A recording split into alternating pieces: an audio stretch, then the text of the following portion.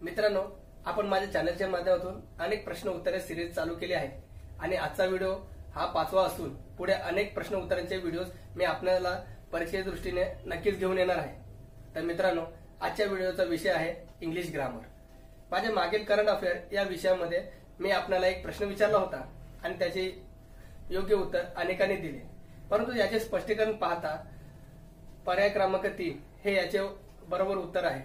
तर माझे सबस्क्राइब मित्र राजकुमार हापसे, निकी पाटील, कमलेश माळी, अक्षय सावंत, अरविंद थांगे, स्वप्नील देवळेकर, हर्षद पडवळ, विकास गायकवाड, वैष्णवी गोरे, विष्णू काळे आणि सुनील खैरनार यांनी त्याचे उत्तर बरोबर दिले आहे।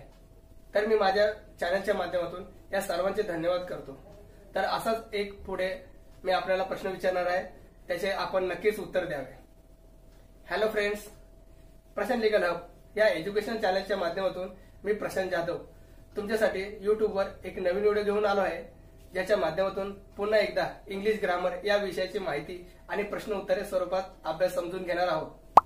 तर मित्रांनो, माझ्या मागील व्हिडिओमध्ये मी इंग्रजी या विषयातील अभ्यासक्रम विषयी सविस्तर माहिती दिली होती। त्या व्हिडिओची लिंक मी आपल्याला सजेशन बॉक्स आणि डिस्क्रिप्शन बॉक्स मध्ये दिलेली आहे, ते तुम्ही नक्की पहा। तर आता मित्रांनो, या व्हिडिओच्या माध्यमातून प्रश्न उत्तरे स्वरूप आणि इंग्रजी ग्रामर विषयीची माहिती आपण जाणून घेऊयात। यासाठी मित्रांनो, अधिक वेळ न घालवता हा व्हिडिओ आपण सुरुवातीपासून शेवटपर्यंत पाहावा।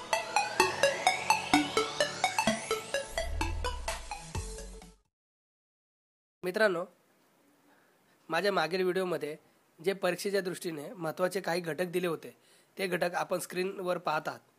तर मित्रांनो, या घटकाचे स्पष्टीकरण आणि एक्झाम्पल्स मी आपल्याला या व्हिडिओच्या माध्यमातून देणार आहे। तर मित्रांनो, एक एक करून आपण ते घटक पाहूयात। तर मित्रांनो, आपण एक एक घटक समजून घेऊयात। एक, आर्टिकल्स। आर्टिकल्समध्ये 3 घटक आहेत, ए, एन आणि द। यामध्ये 2 प्रकार पडतात, एक म्हणजे निश्चित काळासाठी आणि दुसरं अनिश्चित। तर आपण अनिश्चितमध्ये पाहूयात, ज्याच्यामध्ये अ आणि एनचा वापर होतो। ए साठी आपण एक्झाम्पल समजून घेऊयात। 1, he is a university student. 2, he is a European. तर एन साठी आपण प्रथम जाणून घेऊयात की हे ओवेल्स आहेत, ज्याच्यासाठी ए, ई, आय, ओ, यू हे ओवेल्स आल्यानंतर आपण एनचा वापर करतो। तर एक्झाम्पलमध्ये समजून घेऊयात। 1, she is an intelligent girl. 2, you are an honest man. तर मित्रांनो, निश्चित आर्टिकल्समध्ये दचा वापर आपण समजून घेऊयात। Example 1, give me the book which you brought yesterday. 2, the book you want to is out of stock. तर मित्रांनो, दुसरा प्रकार जाणून घेऊयात, टेन्स म्हणजेच काळ। यामध्ये एकूण 3 प्रकार पडतात, 1, present tense, 2, past tense, 3, future tense. तर यामध्येही सब कॅटेगरीज पडतात, ते आपण एक एक करून जाणून घेऊयात। 1, सिंपल, 2, कंटिन्युअस, 3, परफेक्ट आणि 4, परफेक्ट कंटिन्युअस। तर आपण मित्रांनो, एक्झाम्पल घेत घेत आपण एक एक प्रकार समजून घेऊयात। 1, सिंपल प्रेझेंट टेन्स। याचे एक्झाम्पल पाहता, 1, the earth moves around the sun. 2, she drink tea very morning. 2, present continue tense. Example 1, the boys are playing cricket. 2, she is learning French. तिसरा प्रकार, present perfect tense. Example 1, he was just arrived. 2, they have left for Delhi. चौथा प्रकार, present perfect continue tense. Example 1, she has been sleeping for 4 hours। 2, they have been living here for 10 years। पाचवा प्रकार, simple past tense. Example पाहूयात। 1, he saw your yesterday. 2, she was a good teacher. 6वा प्रकार जाणून घेऊयात, past continuous tense. 1, she was playing chess. 2. While you were sleeping, she was reading. तर 7वा प्रकार जाणून घेऊयात. Past perfect tense. Example 1. She had written a poem even before she was 8 years old. 2. She took dinner after they had done. 8वा प्रकार आपण जाणून घेऊयात. Past perfect continuous tense. Example 1. At that time, she had been living there for 2 years. 2. We had been playing football since 2000. तर पुढे 9वा प्रकार जाणून घेऊयात. Simple future tense. Example 1. He will come here tomorrow. 2. You will do it. पुढे 10वा प्रकार जाणून घेऊयात. Future continue tense. 1. She will be sleeping in a room. 2. I shall be reading a novels. 11वा प्रकार जाणून घेऊयात. Future perfect tense. Example 1. We shall have reached there by evening. 2. She will have written a letter by then. तर 12वा प्रकार आपण जाणून घेऊयात. Future perfect continue tense. Example 1. We shall have been living here for 2 years by next August. 2. She will have been reading for 3 hours. मित्रांनो, अभ्यास करताना आपल्याला येणाऱ्या अडचणीविषयी माहिती मिळवण्यासाठी आपण आपल्या मनातील अनेक प्रश्न मला कमेंट बॉक्समध्ये किंवा इंस्टाग्राम पेजवर DM मध्ये लिहून विचारू शकता. मी याचा एक नवीन व्हिडिओ बनवणार आहे, ज्यामध्ये आपल्या अनेक प्रश्नांची उत्तरे मी नक्कीच समाधानकारक उत्तरे देईल. धन्यवाद. नाउन म्हणजेच नाम. एखाद्या व्यक्तीला, जागेला किंवा विचाराला जे नाव दिलं गेलं आहे ते म्हणजे नाउन्स. तर त्याचे आपण प्रकार जाणून घेऊयात. 1. Proper nouns. एक्झाम्पलमध्ये India, Maharashtra, Mumbai. 2. Common nouns. Example girls, boys, city. 3. Collective nouns. Example team, army. 4. Material nouns. Example cotton, silver. And 5. Abstract nouns. Example kindness and childhood. Pronouns म्हणजेच सर्वनामे. तर मित्रांनो, या सर्वनामांचे आपण एक एक प्रकार उदाहरणासहित जाणून घेऊयात. 1. Personal pronounce. Example 1. She was angry with you and him. 2. They laughed at her and me. दूसरा distributive pronounce. Example 1. Either of them can do this. 2. Neither of you will go there. तिसरा demonstrative pronounce. Example 1. This computer is perfect for you. आणि 2. These flowers are beautiful. 4. Indefinite pronouns. Example 1. I shall be glad to help every one of my boys in his studies.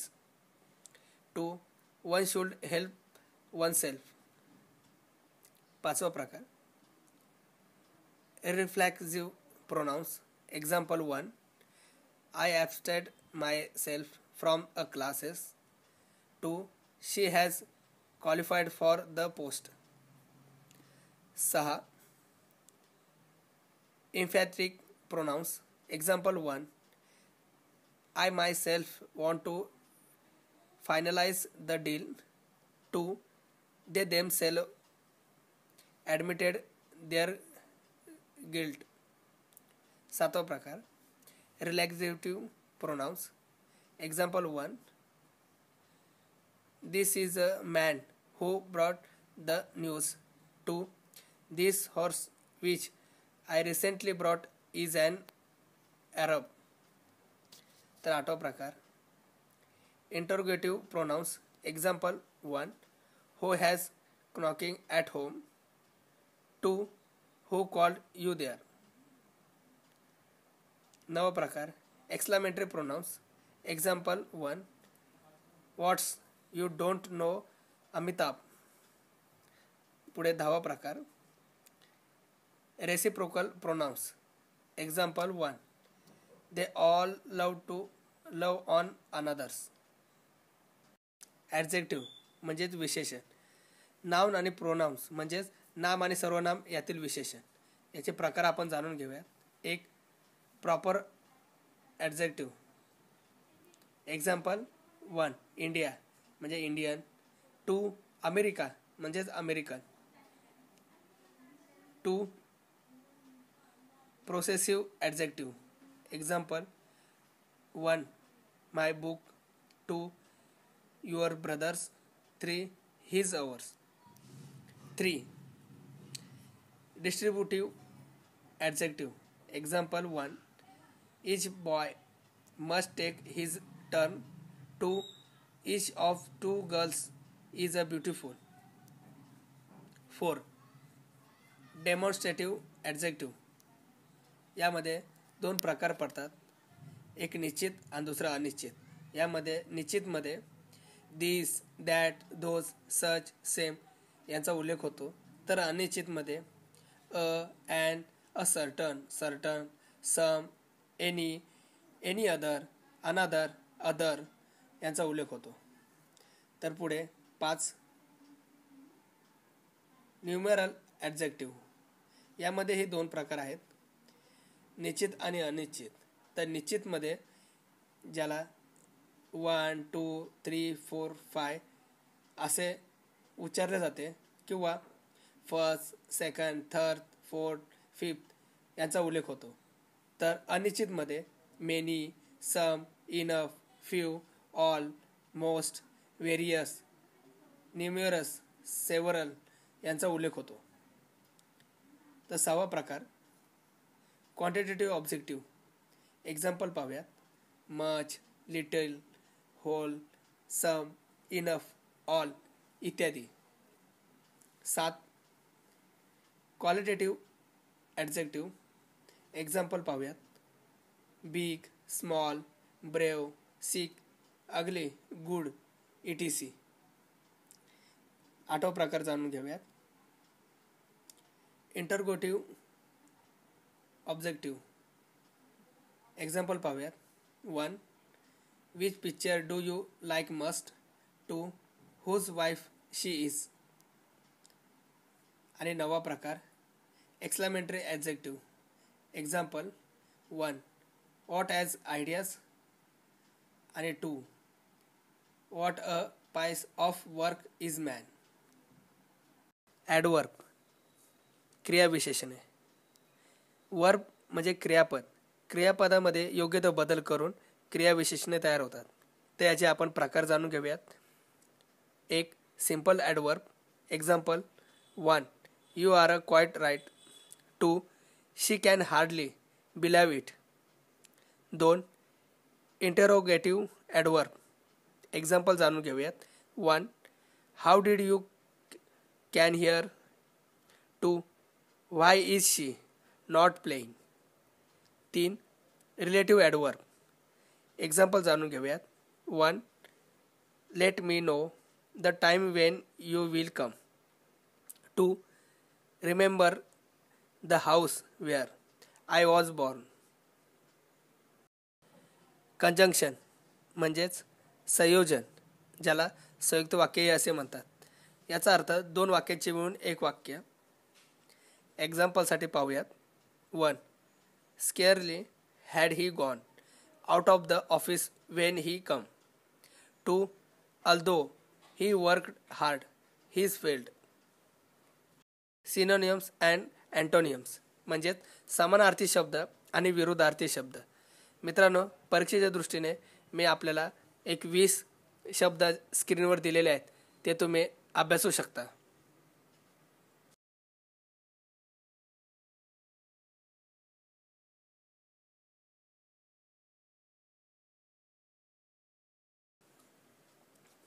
Sentence improvement.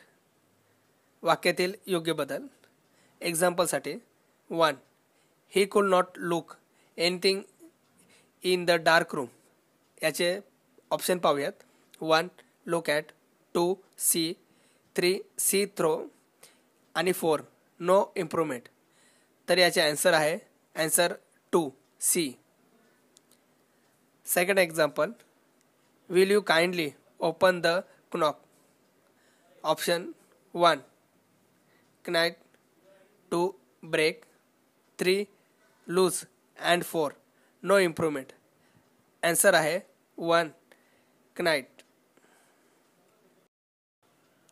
Fill in the blanks and close test. Example 1. The two sisters took so dash that is in different to tell one from the order. Option 1 same, 2 similar, 3 identical and 4 I like. Option 4 answer आहे. Second, Nishan was found to the required qualification for the job. Option 1 content, 2 disclose, 3 possess and 4 acquire. Answer आहे option 3 possess. पंचांक्षण म्हणजेच विरामचिन्हे. तर मित्रांनो, कोणकोणती विरामचिन्हे हे परीक्षेच्या दृष्टीने महत्त्वाचे आहेत. Example 1 full stop, 2 question mark, 3 capital letter, 4 colon, 5 semicolons, 6 commas, 7 quotation mark and 8 apostrophe. Preposition म्हणजे शब्दयोगी अवयव. यामध्ये मित्रांनो आपण एक्झाम्पल जाणून घेऊयात. 1 my car is at my house and 2 there is a new roof on the house. Unseen passage. मित्रांनो, unseen passage विषयी सांगताना महत्त्वाचं म्हणजे तुमच्याकडे आकलन क्षमता ही फार महत्त्वाची आहे. त्याचप्रमाणे अनसीन पॅसेज रीड करताना सर्वप्रथम हातामध्ये पेन्सिल घेऊन जे वाक्य किंवा जे शब्द आपणास योग्य वाटतात त्यांना अंडरलाईन करत पुढे जाणे, जेणेकरून आपल्याला पुन्हा त्या शब्दांवर भर देऊन आपण आपल्या प्रश्नाचे उत्तर वाचू शकतो. आपला पॅरा वाचून झाल्यानंतर आपण प्रश्न समजून घेऊयात आणि त्यानुसारच आपण उत्तरे शोधू, जेणेकरून आपला वेळही वाचेल आणि आपल्याला उत्तरे लवकर सापडतील. मित्रांनो, हेच आपण MPSCच्या परीक्षेसाठी करू शकतो आणि मोठ्या प्रमाणात MPSCचे स्टुडंट ह्याचा वापर करतात, जेणेकरून त्यांना कमी वेळेत अनसीन पॅसेजची उत्तरं लवकरात लवकर शोधता येतात. तर मित्रांनो, मी आपल्यासाठी 2 अनसीन पॅसेज देत आहेत व त्याखाली त्याची उत्तरे देत आहेत.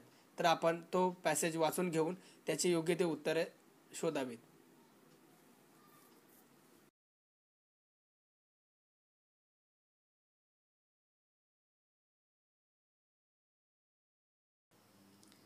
मित्रांनो, MSCET देण्यासाठी तुम्हाला ज्या पुस्तकांची गरज आहे त्या पूर्व परीक्षेची तयारी करण्यासाठी तुम्ही खाली दिलेल्या नंबरवर संपर्क करू शकता. या नंबरवर तुम्ही कॉल करूनही माहिती घेऊ शकता, अन्यथा तुम्ही व्हॉट्सअपला टेक्स्ट करून पुस्तकाविषयी अधिक माहिती घेऊ शकता. येथे तुम्हाला लॉ CETचे पुस्तकं उपलब्ध होतील. मित्रांनो, ठरल्याप्रमाणे या व्हिडिओमध्ये मी आपल्याला एक प्रश्न विचारत आहे. त्याचे योग्य उत्तर देणाऱ्याचे मी नाव पुढील व्हिडिओमध्ये नक्कीच घेईल. तर मित्रांनो, प्रश्न जाणून घेऊयात. या प्रश्नामध्ये आपणाला अँटोनियम्स सांगायचा आहे. तर प्रश्न आहे fabricate. Option 1 construct, 2 produce, 3 build and 4 destroy. मित्रांनो, या व्हिडिओतील काही महत्त्वाचे घटक आणि मागील व्हिडिओची लिंक मी आपल्याला डिस्क्रिप्शन बॉक्समध्ये दिलेली आहे, ती तुम्ही पाहू शकता. तसेच वेळोवेळी अपडेट मिळवण्यासाठी तुम्ही मला इंस्टाग्राम पेज व फेसबुक पेजवर फॉलोही करू शकता. त्याचप्रमाणे टेलिग्राम ॲपवरही तुम्ही महत्त्वाचे अपडेट्स मिळवू शकता. हा व्हिडिओ तुम्हाला नक्कीच आवडला असेल। हा व्हिडिओ पाहूनही आपल्या मनात अनेक प्रश्न असतील किंवा अजून अधिक माहिती आपणास हवी असल्यास आपण मला कमेंट बॉक्समध्ये लिहून पाठवा किंवा इंस्टाग्राम पेज वर डीएम करू शकता। जर मित्रांनो तुम्ही माझ्या चॅनलसाठी नवीन असाल तर सर्वप्रथम तुम्ही मला सबस्क्राईब करा। तर अधिक नवनवीन माहिती मिळवण्यासाठी सर्वात पहिली तुमच्या जवळ येण्यासाठी बेल आयकॉनवर क्लिक करा आणि जास्तीत जास्त हा व्हिडिओ शेअर करा, कारण तुमच्यासाठी लॉ विषयाची माहिती मी आपल्याला मराठीमध्ये उपलब्ध करून देत असतो। तर मित्रांनो या व्हिडिओला लाईक करायला विसरू नका। धन्यवाद।